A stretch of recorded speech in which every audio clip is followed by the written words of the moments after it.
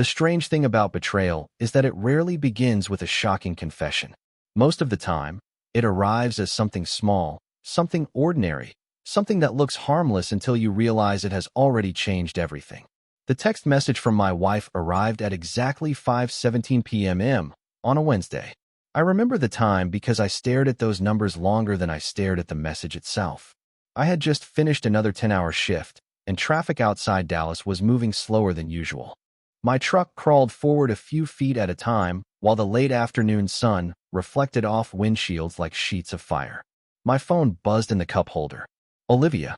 For 12 years, seeing her name had always meant home. Maybe a grocery list. Maybe a reminder about dinner. Maybe a picture of something funny she'd seen during the day.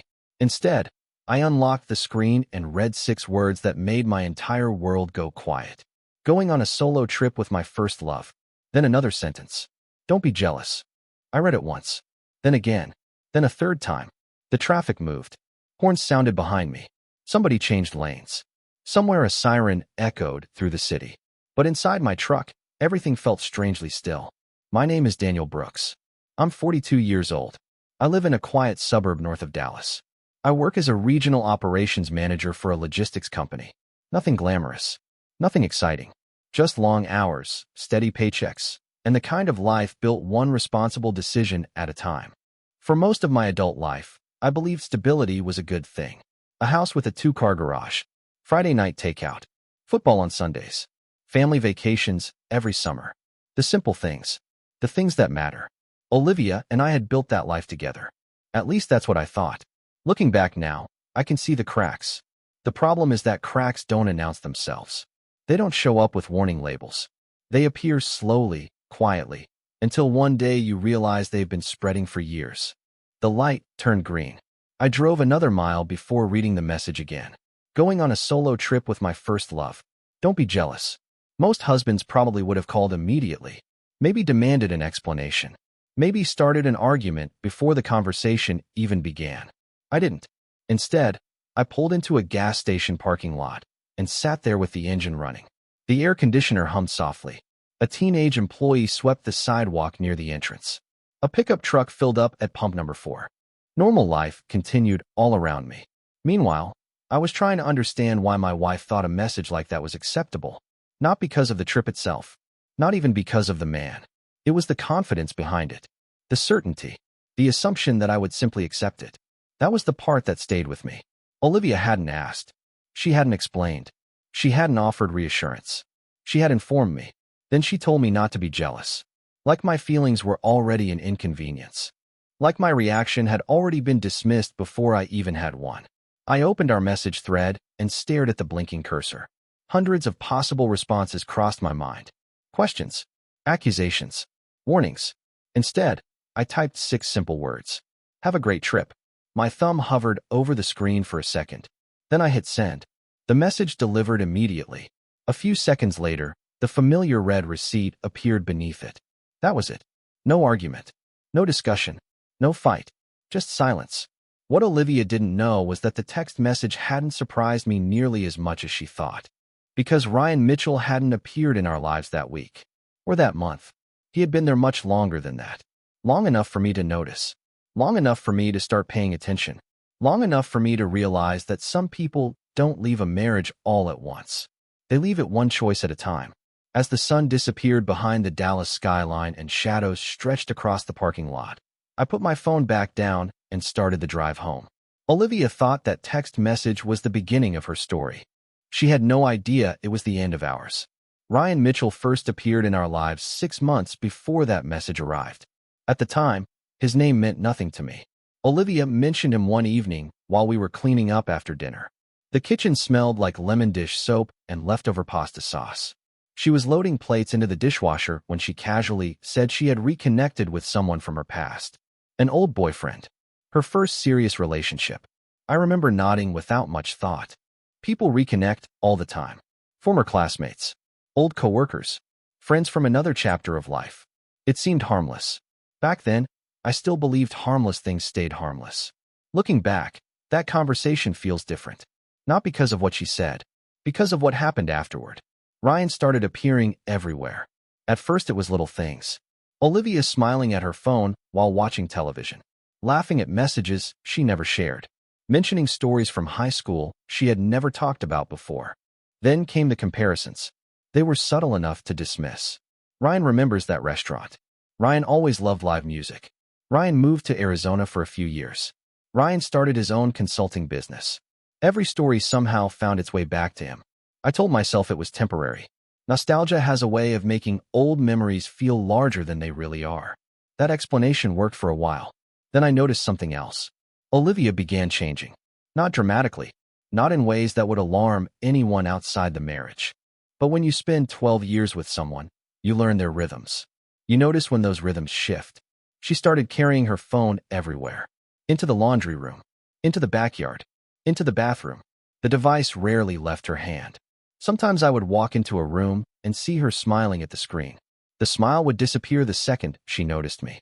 Then she would lock the phone and ask about my day. Small moments. Easy to ignore. Easy to explain away. The hardest lies are the ones we tell ourselves. October arrived with cooler weather. Friday night football filled the air around town. Leaves collected along neighborhood sidewalks. One Saturday morning I was drinking coffee on the back patio when Olivia stepped outside. She looked unusually cheerful. Younger somehow. Lighter. She sat across from me and spent 20 minutes talking about a conversation she had with Ryan the night before. 20 minutes. I remember that detail because she had not spoken to me for 20 uninterrupted minutes in months. When she finally stopped, I asked a simple question. Does he ever talk about his own relationships? The smile faded for half a second. Then she shrugged. Not really. The answer was short. Too short. Something about it stayed with me. The following weeks brought more changes. More texting. More calls. More emotional energy directed somewhere outside our home. One evening, I came downstairs around midnight for a glass of water. The house was dark except for the glow coming from the living room. Olivia sat alone on the couch. She was smiling at her phone. Not the polite smile people use during ordinary conversations. The kind of smile that comes from anticipation. The kind that arrives when someone is waiting for a specific person. She looked up and immediately locked the screen. Could not sleep? She asked. Just thirsty, I said. Neither of us mentioned the phone. Neither of us mentioned the silence that followed. What Olivia never realized was that I was not gathering evidence. I was gathering understanding. There is a difference. I was not trying to catch her doing something wrong. I was trying to understand why our marriage suddenly felt crowded by someone who lived hundreds of miles away. Every answer seemed to lead back to the same place. Ryan. By December, I stopped asking questions. Not because I stopped caring. Because I started listening. And what I heard in the spaces between her words worried me more than any answer ever could. By January, I had learned something uncomfortable about denial. It does not arrive because people are foolish. It arrives because hope is persuasive. Every time I noticed something that felt wrong, I found a reasonable explanation for it. Every late-night conversation had a harmless purpose. Every hidden smile had an innocent source. Every shift in our marriage could be blamed on stress, routine, or time. Hope is very good at making excuses. The problem was that reality kept interrupting them. Winter settled over Texas in that quiet way it always does. Mornings arrived cold enough for a jacket, but by afternoon the sun still warmed the sidewalks. Life around us continued exactly as it always had. Neighbors walked their dogs. Children rode bicycles through the subdivision. Lawn crews showed up every Thursday morning. From the outside, our marriage looked completely normal. Inside the house, something had changed.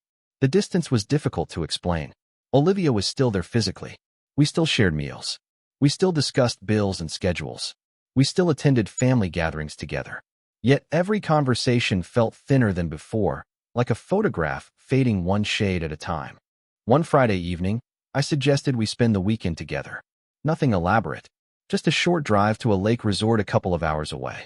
A chance to disconnect from work and reconnect with each other. Years earlier, she would have loved the idea. This time she barely looked up from her phone. I cannot, she said. I already have plans. The answer came so quickly it sounded rehearsed. What plans? I asked. She hesitated. Just catching up with friends. Then her eyes dropped back to the screen. The conversation ended there. What struck me later was not the rejection itself. Married couples cancel plans all the time. It was how little curiosity she showed afterward. She did not ask if we could reschedule. She did not suggest another weekend. It was as if the idea of spending time together simply no longer mattered. A few days later, I came home earlier than expected. Rain tapped softly against the windows. The house smelled like vanilla candles. Olivia sat at the kitchen island typing rapidly into her phone. She did not hear me enter. I stood there for several seconds before she noticed. The smile on her face disappeared instantly. Not because she had done something wrong. At least that is what I told myself. But because people rarely hide things they are proud of. "You are home early," she said. "Meeting got canceled," I replied. For a moment, neither of us spoke. Then she locked her screen and placed the phone face down on the counter. It was a small gesture, barely noticeable, yet it felt larger than any argument we had ever had. That night, I lay awake listening to the hum of the ceiling fan. Olivia slept beside me. The room was dark except for the faint glow of the digital clock on the dresser. 3:14 in the morning, 3:15, 3:16. Sleep never came. Instead, memories arrived. The woman I married. The woman who used to reach for my hand during long drives. The woman who once laughed so hard during a movie that soda came out of her nose. The woman who believed we could survive anything as long as we faced it together. Somewhere between those memories and the present version of our marriage, something had been lost. The hardest part was not knowing when. Then February arrived, and with it came the moment that finally changed how I viewed everything. Olivia was getting ready for work when her phone lit up on the bathroom counter. She was downstairs grabbing coffee. I was shaving. The screen illuminated briefly before going dark again. I was not trying to read it. I was not searching for answers. My eyes simply landed there. One notification. One name. Ryan. Beneath it was a preview of the message. "Safe travels. Looking forward to it." That was all. 8 words. Nothing dramatic. Nothing inappropriate. Yet those 8 words stayed with me for the rest of the day. Safe travels. Looking forward to it. The message raised a question I could not ignore. Because as far as I knew, Olivia had no travel plans. Not then. Not yet. What I did not realize was that a trip was already being planned. And 6 months of confusion were about to make perfect sense. The message from Ryan should have faded from memory. 8 simple words. Nothing more. Yet the longer I thought about it, the heavier it became. Safe travels. Looking forward to it. The problem was not what the message said. It was what it implied. Over the next few weeks, I paid closer attention. Not in a suspicious way. Not like a detective hunting for evidence. More like a husband trying to understand a puzzle that no longer made sense. Spring arrived early that year. Warm afternoons rolled across North Texas. The trees around our neighborhood filled with fresh green leaves. People opened windows. Kids played basketball in driveways until sunset. Life felt brighter everywhere except inside my own house. Olivia seemed happier than she had been in years. That should have made me happy too. Instead, it left me uneasy. Because whatever was bringing her that happiness did not seem to include me. One evening, we were sitting on opposite ends of the living room. The television played some home renovation show neither of us was really watching. Olivia was scrolling through her phone.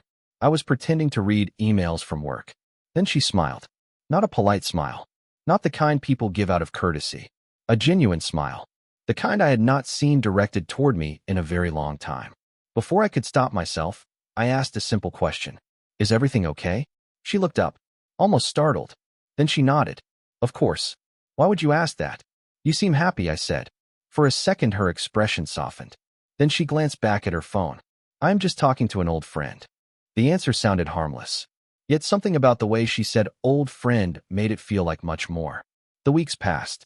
Small details began connecting themselves. Conversations would suddenly stop when I entered a room. Weekend plans were discussed vaguely. Questions received short answers. Every piece by itself seemed insignificant. Together they painted a picture I could not ignore. Then came the Saturday afternoon that changed everything. We were cleaning the garage.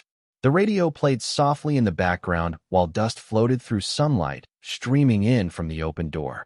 Olivia was sorting boxes when her phone rang. She glanced at the screen and immediately picked it up. I watched her walk outside before answering. 15 minutes passed. Then 20. When she finally returned, she looked energized, almost glowing. "Who was that?" I asked casually. "Sophia," she answered. We were catching up. The answer came too quickly, too smoothly. I nodded and let it go. But later that evening, something strange happened. Sophia called our house. Not Olivia's cell phone. The house phone. I answered. After a brief conversation, she asked to speak with Olivia. There was one problem. Sophia had not spoken with Olivia that afternoon. She had been at a family barbecue all day. I remember standing in the kitchen afterwards staring out the window above the sink. The sun was setting behind the neighboring houses. Sprinklers clicked rhythmically across freshly cut lawns. Somewhere nearby a dog barked. The world looked exactly the same. Yet something inside me shifted. For the first time, I stopped asking whether I was imagining things. A few days later, Olivia announced she would be taking a trip. Not immediately. Several weeks away. She presented it casually during dinner as though discussing a grocery run. Just a chance to get away for a few days, she said. Clear my head. Relax. I remember setting down my fork. Where are you going? I asked. Not sure yet, she replied. Maybe Arizona. Maybe California. I will figure it out. Then she smiled and changed the subject. Looking back now, I realized that was the moment she stopped hiding the future. She simply assumed I would accept it. What she did not know was that I had already begun seeing things differently. The confusion that had clouded my judgment for months was starting to disappear. The pieces were no longer scattered. They were forming a picture. And for the first time, I had a feeling that the trip itself was not the real story. The real story was everything that had been happening long before it. After Olivia announced the trip, something unexpected happened. The anxiety that had followed me for months began to fade. Not because I felt better. Not because I suddenly trusted her again. The opposite. Uncertainty had been exhausting. Questions have weight. They sit on your shoulders. They follow you into meetings, into grocery stores, into quiet moments before sleep. For months I had carried questions everywhere.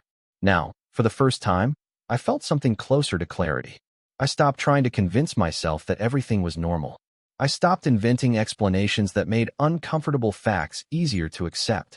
Most importantly, I stopped waiting for someone else to tell me the truth. One Monday morning I arrived at work before sunrise. The warehouse parking lot was nearly empty. Sodium lights cast long shadows across rows of parked trailers. Coffee steamed from a paper cup as I sat alone in my office. The building was quiet except for the distant hum of refrigeration units and the occasional backup alarm from a loading dock. Usually I spent those early hours reviewing reports. That morning, I found myself staring through the window instead. Somewhere along the way, I had become so focused on understanding Olivia's choices that I had stopped thinking about my own. The realization bothered me. Marriage is supposed to be a partnership.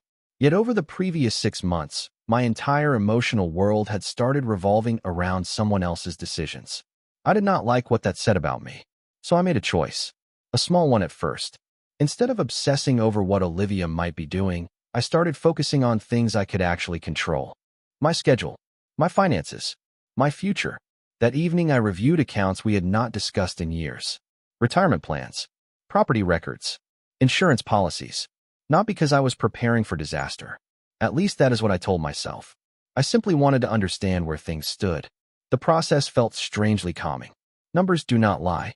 Paperwork does not change its story depending on who is asking questions. Facts remain facts. Human beings are more complicated. Days passed. The trip moved closer.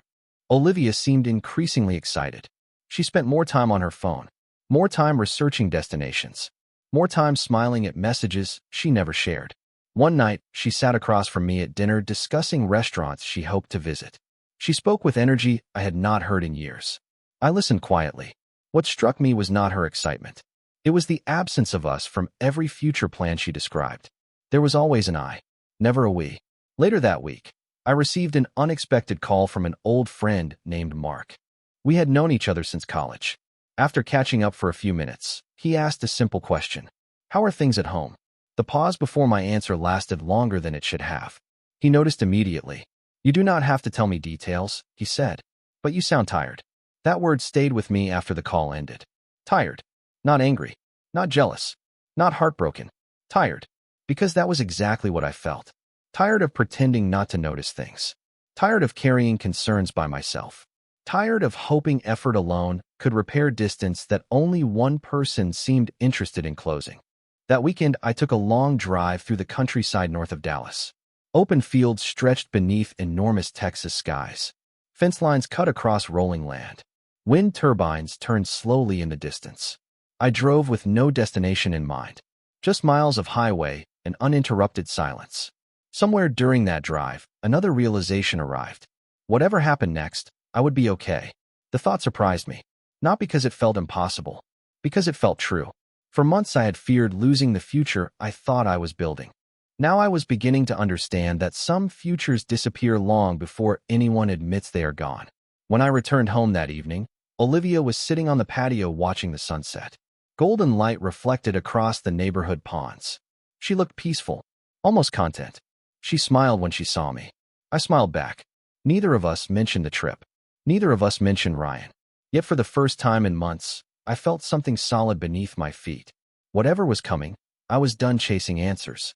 Soon enough, the answers would arrive on their own. The morning Olivia left felt strangely ordinary. That is what I remember most. Not drama, not arguments, not some dramatic goodbye at the front door. Just another Texas morning. Sunlight spilled across the kitchen counters. Coffee brewed. Traffic reports played softly from a speaker on the countertop. Olivia moved through the house with the kind of energy people have before a vacation. She seemed lighter than she had in months. Excited. Focused. Already somewhere else mentally. Her suitcase stood beside the front door. A large navy blue roller bag with a bright luggage tag attached to the handle. I watched her move between rooms, collecting the last few things she wanted to pack. Chargers. Sunglasses. Travel documents. The small details of a trip she had apparently spent weeks planning. I sat at the kitchen island drinking coffee and saying very little. Looking back, I think she expected questions. Maybe even resistance. Instead, she received neither. A little before 9 o'clock her rideshare arrived. I helped load the suitcase into the trunk. She thanked me with a quick smile. Then she stepped toward me and gave me a brief hug. It felt polite, familiar, distant, like two people performing a ritual they no longer understood. Be good while I am gone, she joked. I smiled. Have a good trip. The car pulled away. I watched it disappear around the corner. Then I walked back inside the house. The silence felt different immediately. Not lonely, not painful, just honest. For the first time in a long time, there was no pretending. No wondering what conversations were happening behind locked screens. No trying to interpret half-finished explanations. Just quiet. Around noon I returned to work. Meetings filled most of the afternoon. Purchase forecasts. Transportation schedules. Inventory reviews. Normal business. The kind of routine that usually occupied my attention completely. Yet every now and then my thoughts drifted elsewhere. Not toward Olivia. Toward what came next. Late that evening my phone buzzed. A photo notification appeared. Olivia had posted a picture online. Palm trees. Bright sunshine. Blue water stretching toward the horizon. The caption was simple. Finally relaxing. Hundreds of miles away, she looked happier than she had in years. I studied the image for a few seconds before setting my phone down. Something about it felt oddly final. The next morning another photo appeared. Then another. Restaurants. Beaches. Scenic views. Every image carefully framed. Every image showing only one person. Yet the longer I looked, the more obvious something became. The photographs never actually proved she was alone. They simply avoided showing who else might be there. 3 days into the trip, an unexpected call arrived. The number was unfamiliar. I almost ignored it. Something told me not to. Hello? I answered. The woman on the other end introduced herself as Melissa. The name meant nothing to me at first. Then she explained. She worked at a resort property where she occasionally handled corporate travel arrangements. More importantly, she was the cousin of someone I had known years earlier through work. We exchanged a few polite sentences before her voice grew hesitant. Daniel, I debated whether to call. I really did. My stomach tightened. What is this about? There was a pause. Then she carefully explained that she recognized Olivia from photographs she had seen online. She had also noticed something else. Olivia had not checked into the resort alone. She was traveling with another guest. A man. Melissa was careful with her words. She did not speculate. She did not accuse. She simply shared what she had personally observed. 2 names connected to the same reservation schedule. Shared activities. Shared arrangements throughout the week. Nothing dramatic. Just facts. When the call ended, I remained seated at my desk for several minutes. Outside my office window, forklifts moved between loading bays. Employees crossed the parking lot carrying clipboards and coffee cups. Life continued exactly as it had before the phone rang. Yet something fundamental had changed. For months I had lived inside uncertainty. Now uncertainty was gone. The strange thing was that I did not feel devastated. I felt calm. Not because the truth was easy, because the waiting was over. Sometimes the most exhausting part of a difficult situation is not the reality itself. It is the endless effort required to avoid seeing it. That evening I drove home beneath a darkening Texas sky. Thunderstorms gathered far out on the horizon. Lightning flickered silently between distant clouds. For the first time in months, I was no longer asking questions. I finally had an answer. And answers have a way of changing everything. The following morning, I called an attorney. Not because I was angry.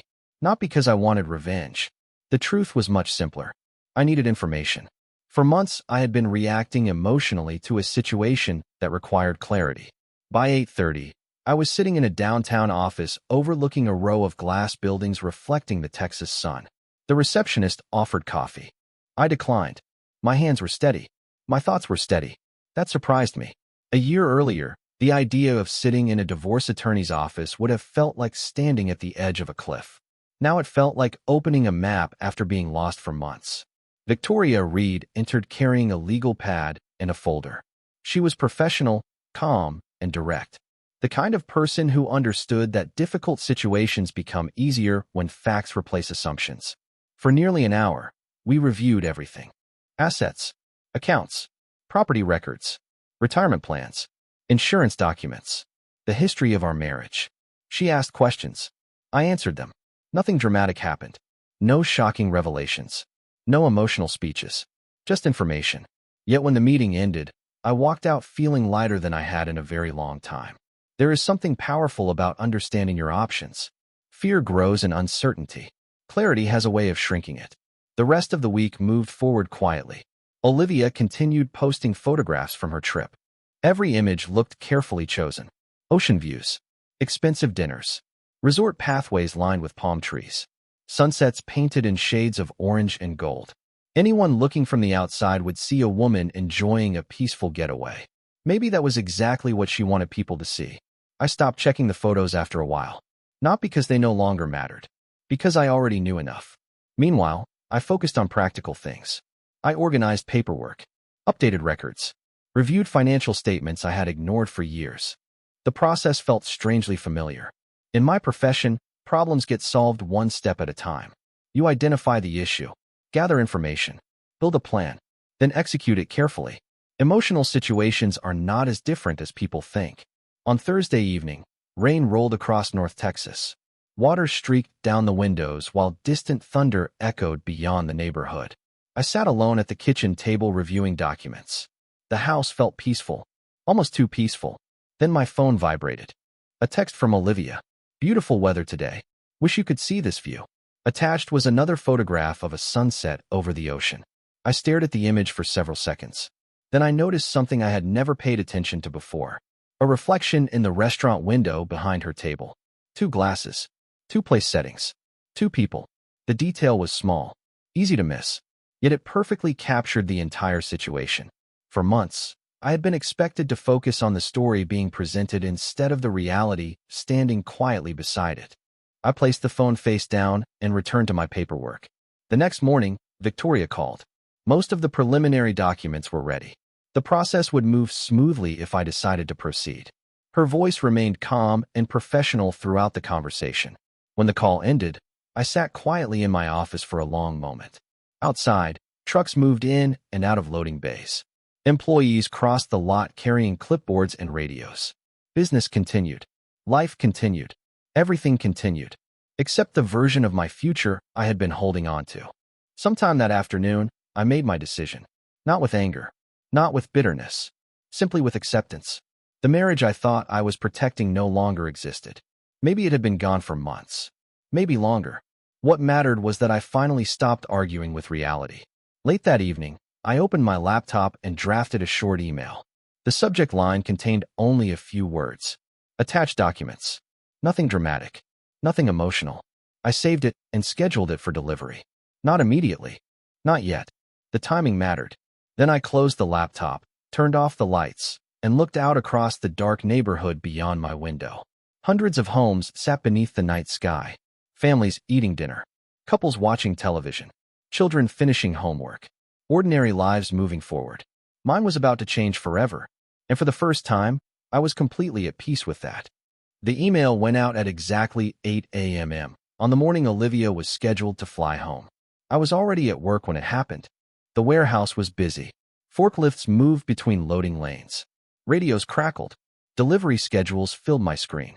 Yet beneath all that ordinary activity sat the quiet knowledge that somewhere several states away, Olivia was opening a message she never expected to receive. Attached documents. That was all the subject line said. No accusations. No emotional speech. No dramatic final warning. Just documents. I imagined her opening the file while waiting at an airport gate or sitting in a rideshare heading toward the terminal. Maybe she frowned in confusion. Maybe she opened it immediately. Maybe she waited. It did not matter. The truth would arrive either way. Around noon my phone rang. Olivia. I watched her name appear on the screen, then disappear when the call went to voicemail. A minute later another call arrived. Then another. Then a text message. Daniel, what is this? A second text followed almost immediately. Please call me. We need to talk. I placed the phone face down on my desk and returned to work. For months, I had spent countless hours chasing conversations that never led anywhere. For the first time, I had nothing left to ask. By late afternoon, more messages appeared. Some confused, some emotional, some attempting explanations before I had even requested one. Reading them felt strangely surreal. The same urgency that had been absent for months had suddenly returned. Only now it arrived too late. That evening I left work and drove home beneath a sky streaked with fading orange sunlight. The neighborhood looked exactly as it always had. Sprinklers watered front lawns. Children played basketball near the cul-de-sac. A man walked his golden retriever down the sidewalk. Ordinary scenes. Ordinary lives. Yet my own house felt different. Earlier that week, I had removed several things. Not out of anger. Out of necessity. Photographs had been packed away carefully into storage boxes. Important documents had been organized. Personal belongings separated. The house no longer looked like a shared future waiting to happen. It looked like a chapter that had ended. Around 9 that night, a taxi pulled into the driveway. I happened to be standing near the front window when it arrived. Headlights swept across the lawn before disappearing. The trunk opened. Olivia stepped out. The same navy suitcase rolled behind her across the concrete walkway. For a brief moment, she simply stood there staring at the house. Maybe she was preparing a conversation. Maybe she was rehearsing an explanation.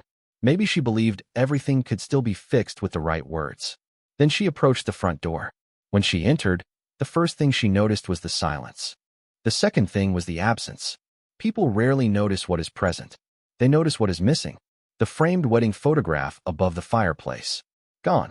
The family vacation pictures lining the hallway. Gone. Several shelves stood partially empty. The house itself remained unchanged, yet the story it told was completely different. Olivia set down her suitcase and slowly looked around. Then she spotted the envelope resting neatly on the kitchen island. Her name was written across the front. She opened it immediately. I watched from the living room doorway as she read. The color drained from her face. Her shoulders lowered. Her eyes moved across each page more slowly than before. For a long moment, the only sound in the house was the faint hum of the refrigerator. Finally, she looked up. Daniel. The word barely escaped her lips. I remained calm. The strange thing was that I felt no satisfaction, no victory, no desire to punish. Just certainty. The uncertainty that had haunted me for months was gone. In its place stood something much quieter. Acceptance. Outside, the neighborhood settled into darkness. Porch lights glowed softly across the street. Crickets chirped somewhere beyond the backyard fence. Life moved forward exactly as it always does. The difference was that for the first time in a very long while, I was moving forward too. 6 months later, the house felt different. Not because the furniture had changed. Not because the neighborhood had changed. The difference was me. Every morning I woke up without the weight I had carried for so long. The constant questions were gone. The second guessing was gone. The exhausting habit of wondering whether someone else was being honest was gone. Life had become surprisingly simple again. Work was steady. My health was better. I spent more time with friends I had neglected over the years. Weekends no longer revolved around trying to repair a relationship that only one person seemed interested in saving. Looking back, I realized something important. Losing a marriage hurt. Losing yourself hurts even more. And somewhere along the way, I had almost done exactly that. The divorce process moved forward quietly. There were meetings, paperwork, signatures, and difficult conversations. Nothing dramatic. No courtroom surprises. No last-minute miracles. Just reality unfolding one step at a time. Olivia called often during those first few months. Sometimes she wanted to explain. Sometimes she wanted to apologize. Sometimes she simply wanted to talk. The strange thing was that I believed much of what she said. I believed she regretted her choices. I believed she was sorry. I believed she wished she could go back and make different decisions. The problem was that regret and repair are not the same thing. One afternoon in early autumn, nearly half a year after she returned home, she asked if we could meet for coffee. After thinking about it for a few days, I agreed. We met at a small cafe on the edge of town. The place smelled like roasted coffee beans and fresh pastries. Rain tapped lightly against the windows. Olivia looked different. Not older. Not worse. Just quieter. Life has a way of humbling all of us eventually. We talked for nearly an hour. She spoke about mistakes. About assumptions. About things she wished she had handled differently. I listened carefully. Then she asked the question I knew was coming. Do you think we could ever start over? For a moment, I looked out the window at the rain sliding down the glass. Then I answered honestly. No, the word was not cruel. It was not angry. It was simply true. Because the man who would have said yes no longer existed. That version of me had spent months waiting for someone else to choose him. The version sitting across from her had finally learned to choose himself. We finished our coffee, said goodbye, then walked in opposite directions. That was the last time I saw her. Every story teaches something. At least the meaningful ones do. The lesson I carried forward was not about betrayal. It was not about revenge. It was not even about heartbreak. It was about self-respect. Sometimes people show you exactly where you stand in their priorities. When that happens, the healthiest thing you can do is believe them. The trip lasted 1 week. The consequences lasted much longer. She left believing she was exploring an old connection. She returned to discover she had lost a future she once took for granted. As for me, I stopped measuring my worth through someone else's choices. And that changed everything. So now I am curious. If you were in my position, what would you have done? Would you have handled things differently? Or would you have made the same decision? Let me know your thoughts in the comments because I always enjoy hearing different perspectives. And if stories like this remind you of the importance of self-respect, personal growth, and moving forward with dignity, consider subscribing so you do not miss the next story. Sometimes the hardest endings become the beginning of something far better.